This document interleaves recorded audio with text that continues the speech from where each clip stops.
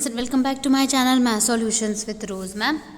आज की क्लास में हम क्लास 10th का हिंदी का पेपर डिस्कस करने वाले हैं। मैं आपको शो करूंगी मिड टर्म का 3 नवंबर 2022 का।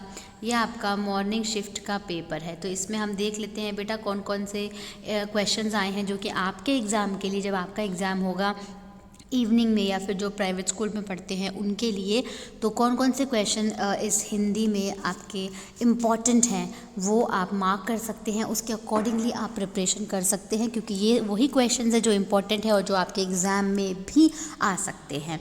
तो चलिए हम जल्दी से इस वीडियो को शुरू करेंगे और मैं आपको पेपर दिखाना स्टार्ट करती हूँ। और उससे पहले आप सभी से रिक्वेस्ट है, अगर अभी तक आप जो लोगों ने चैनल सब्सक्राइब नहीं किया है तो प्लीज़ पहले चैनल सब्सक्राइब कर दीजिए, वीडियो को लाइक और वीडियो को अपने दोस्तों के साथ शेयर करना मत भूलिएगा। खंड क में बेटा आपको गद्यांश दिया हुआ है, अपठित गद्यांश। पहले आपको इसको पूरा पढ़ना है, ये 5 नंबर का है। उसके बाद प्रश्न नंबर 1, 2, 3, 4 और 5, ये पूरे प्रश्न करने हैं पाँचों के पाँचों। फिर 2 काव्यांश दिए हुए हैं, दोनों में से कोई एक काव्यांश के सही विकल्प वाले प्रश्न करने हैं। तो एक ये काव्यांश है, यहाँ से पूरा ये लिखा हुआ है और आगे तक यहाँ तक।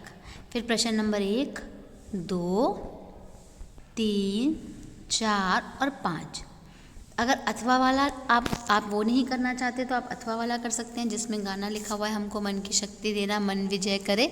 सबको आता होगा ये सॉन्ग, आई होप सो। एक गीत है जो हम असेंबली में भी गाते हैं, तो ये सारा गीत है पूरा का पूरा। उसके बाद प्रश्न नंबर 1, फिर 2, 3, 4 और 5, ये पाँचों करने हैं।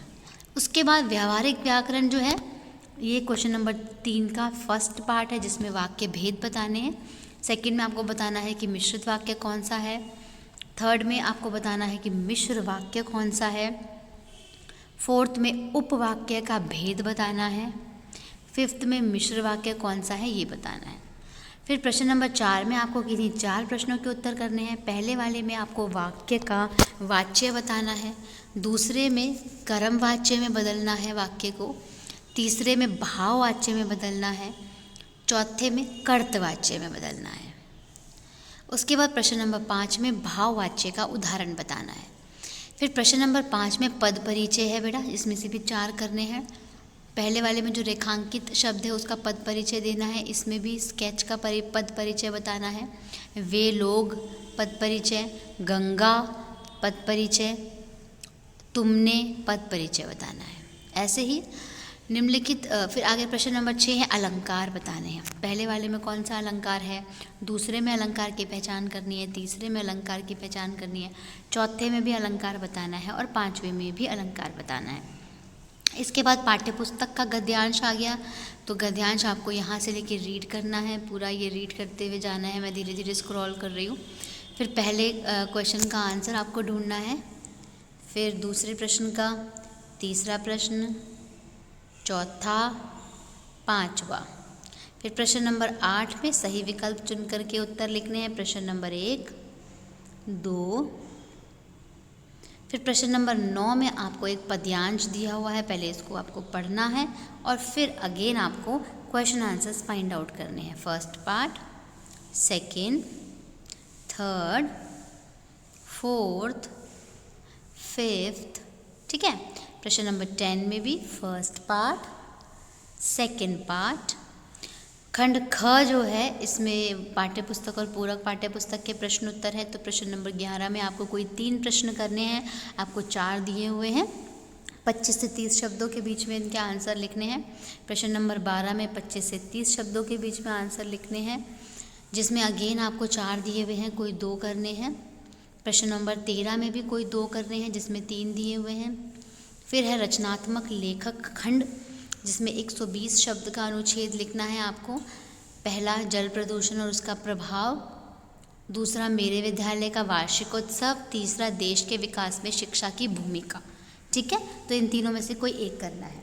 प्रश्न नंबर 15 में आपको बताना है कि सड़क के टूटने से आपको जो असुविधा हो रही है उसके लिए आपको नगर निगम अधिकारी को पत्र लिखना है 100 शब्दों में, 5 नंबर का है।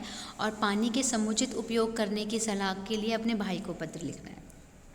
फिर प्रश्न नंबर 16 में आपको ये जो है वो दूरसंचार कार्यालय में सहयोगी पद के आवेदन हेतु संवृत्त लिखना है, बायोडाटा लिखना है। और अथवा वाले में आपको ईमेल लिखना है, जिसमें कि मोहल्ले में मच्छरों की ज़्यादा समस्या हो गई है तो वो आपको नगर निगम को बताना है। तो बेटा, और उसके बाद प्रश्न नंबर 17 है, जिसमें आपको कॉलोनी में जो खेल प्रतियोगिता है उसमें आयोजन में होने वाले 60 शब्दों में एक विज्ञापन तैयार करना है। और उसके बाद जो लास्ट क्वेश्चन है वो है क्विज़ प्रतियोगिता में प्रथम आने के लिए शुभकामना देते हुए छोटे भाई को 60 शब्दों में संदेश। तो ये आपका आज का क्वेश्चन पेपर था हिंदी का। तो आपको इसके अकॉर्डिंगली प्रिपरेशन करनी है अपने, और अच्छे से प्रिपेयर होकर के एग्ज़ाम के लिए जाना है। So thank you students for watching this video को लाइक, शेयर एंड चैनल को सब्सक्राइब ज़रूर कर दीजिए।